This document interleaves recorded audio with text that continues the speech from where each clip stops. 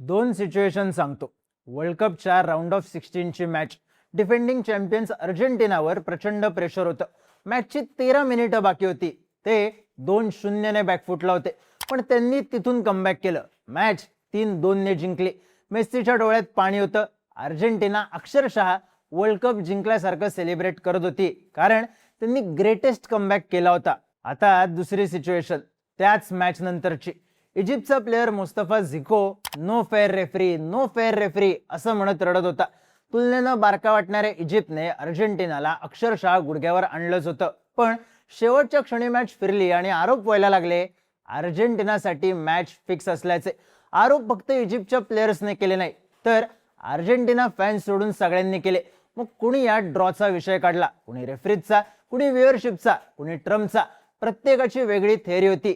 एका बाजूला जिंकलेला मेस्सी आहे आणि दुसऱ्या बाजूला या थेअरीज. पण नेमकं घडलं काय? मेस्सी जिंकावा म्हणून वर्ल्ड कप फिक्स असल्याचे आरोप का होत आहेत, पाहूयात या व्हिडिओमधून. नमस्कार, मी चिन्मय आणि तुम्ही पाहताय Bol Bhidu. Germany, Portugal, Brazil, Croatia एका पाठोपाठ एक मोठ्या टीम्स. मॉड्रिच, नेमार, रोनाल्डो एका मागोमाग एक मोठे प्लेयर्स वर्ल्ड कप मधून बाहेर जात होते. त्यामुळे मेस्सीचं काय होणार हा प्रश्न होता. अर्जेंटिना डिफेंडिंग चॅम्पियन्स असल्याने इजिप्त विरुद्ध त्यांचा विजय फिक्स समजला जात होता. पण 15व्या मिनिटालाच इजिप्तने गोल केला. मग अर्जेंटिनाला पेनल्टी मिळाली. मेस्सी फिक्स गोल मारेल असं वाटलं, पण इजिप्तचा गोलकीपर मुस्तफा शोबीरनं पेनल्टी अडवली.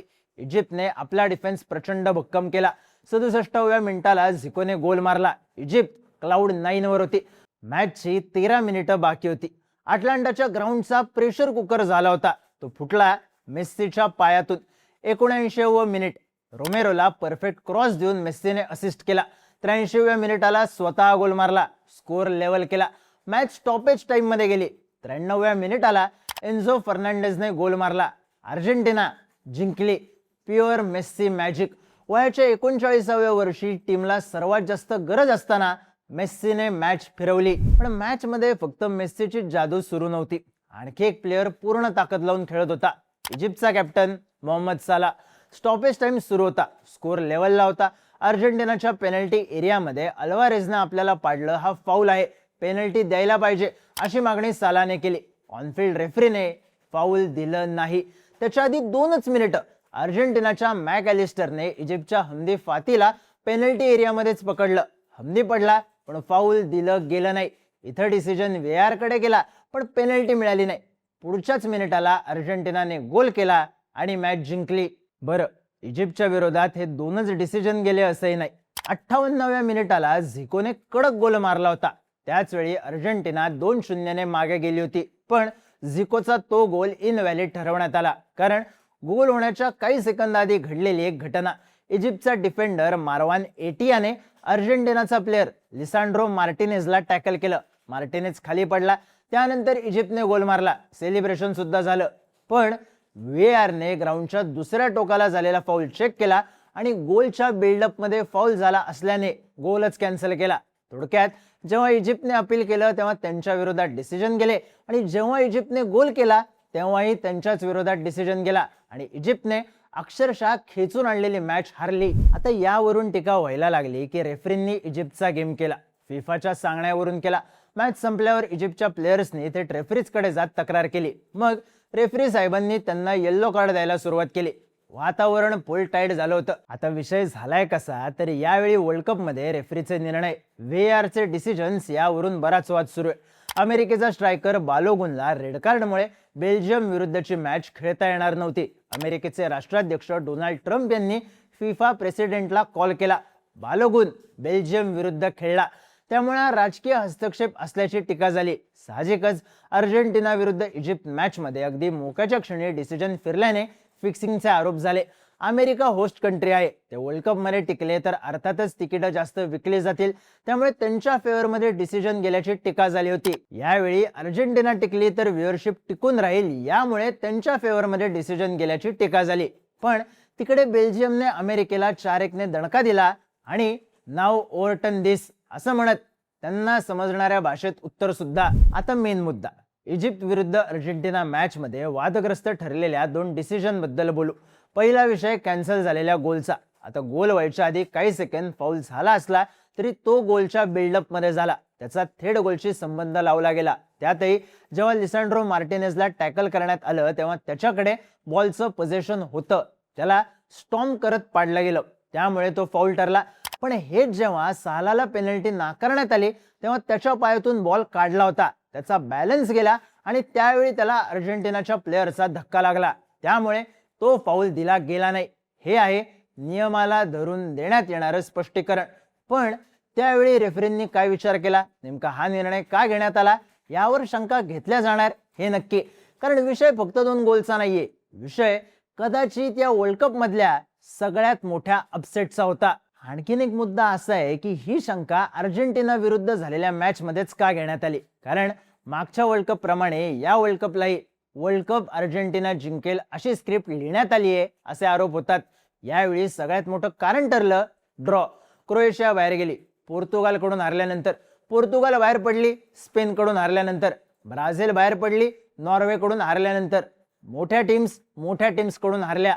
अर्जेंटिना नॉकआउट स्टेजमध्ये कुणाकुणाविरुद्ध खेळली, राऊंड ऑफ 32 ला केप वर्दे, राऊंड ऑफ 16 ला इजिप्त आणि आता क्वार्टर फायनल होईल स्वित्झर्लंड सोबत. थोडक्यात कुठलीच म्हणावी अशी मोठी टीम नाही. अर्जेंटिना सहज सेमीफायनल मध्ये येईल अशाच टीम्स त्यांना मिळाल्या. मग याचा अर्थ अर्जेंटिनासाठी वर्ल्ड कप फिक्स आहे का? रोनाल्डो फॅन असाल तर कसा असू फुल्ल चेहऱ्यावर? थांबा, पुढे सांगतो. जर तरचा विषय. अर्जेंटिनाने त्यांच्या ग्रुपमध्ये टॉप केलं, ते नॉकआउट्स मध्ये आले. आता समजा ग्रुप एच मध्ये केप वर्देच्या ऐवजी उरुग्वे दुसऱ्या नंबरला आली असती तर अर्जेंटिनाची राऊंड ऑफ 32 ची मॅच त्यांच्यासोबत झाली असती.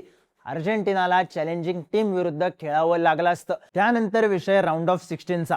आता तुर्की विरुद्ध इजिप्त अशी राऊंड ऑफ 32 मध्ये मॅच होईल असा सुरुवातीचा अंदाज होता, पण तगडी वाटणारी तुर्की ग्रुप स्टेज मधूनच बाहेर पडली. त्यांच्या ग्रुपमधून ऑस्ट्रेलिया पुढे आली, ज्यांना इजिप्तने हरवलं, आणि राऊंड ऑफ 16 मध्ये इजिप्त विरुद्ध अर्जेंटिना अशी मॅच लागली. तुर्की तगडी टीम होती, राडा मॅच झाली असती, पण तुर्की पुढे झाली नाही. क्वार्टर फायनल मध्ये आता स्वित्झर्लंड अपोनंट आहे. पण समजा पोर्तुगालने आपला ग्रुप टॉप केला असता तर प्रोबॅबली कोलंबियाच्या जागी पोर्तुगाल खेळली असती आणि त्यांनी राऊंड ऑफ 16 मध्ये स्वित्झर्लंडला हरवलं असतं तर अर्जेंटिना विरुद्ध पोर्तुगाल अशी क्वार्टर फायनल झाली असती. उरुग्वे, तुर्की आणि पोर्तुगाल असा ड्रॉ अर्जेंटिनाच्या विरुद्ध पडला असता, जो प्रत्यक्षात केप वर्दे, इजिप्त आणि स्वित्झर्लंड असा पडलाय. त्यामुळे जर तरचं गणित लागलं असतं तर अर्जेंटिनाचा टप्पा कदाचित आधीच पडला असता किंवा त्यांना तगडी फाईट देऊन पुढे यावं लागलं असतं. पण मुळात विषय असा आहे की अर्जेंटिना कडक खेळते. मागच्या वर्ल्ड कपला सौदी अरेबिया समोर हरल्यानंतर अर्जेंटिना पहिल्यांदा मोठ्या पिछाडीवर गेली, ती आत्ता इजिप्त विरुद्ध. प्रत्येक मॅचला त्यांचा गेम स्ट्रॉंग आहे. मेस्सीच्या भोवती टीम फिरत असली तरी त्यांचे प्लेयर्स मेस्सीशी स्पर्धा करत नाहीत. त्यांचा कलेक्टिव्ह गोल जिंकणं हा आहे, कोण किती भारी हा नाही. समजने वाले को इशारा कॉपी. आता फिफाने सगळं आखून दिलं, जिंकण्याची तयारी करून दिली असं जरी म्हणलं तरी सोपा विषय हा आहे, अर्जेंटिना भारी खेळली. पोर्तुगाल पिछाडीवर असताना रोनाल्डोला स्कोर करता आला नाही, त्याच्याकडे पोझिशनच गेलं नाही. पण हेच मेस्सीने एक असिस्ट केला, एक गोल केला, मॅच तिथं फिरली. सालाला पेनल्टी मिळाली असती, स्कोर लेवल झाला असता तरी अर्जेंटिनाने फाईट करणं सोडलं नसतं, कारण त्यांचा गेम प्लॅन लढण्याचा होता. शेवटच्या 5 मिनिटात इक्विलायझर मारण्याऐवजी बॅकपास करण्याचा नाही. इशारा कॉफी पार्ट 2. सध्या मेस्सीची अर्जेंटिना पॉन्टिंगच्या ऑस्ट्रेलिया सारखी जिंकते.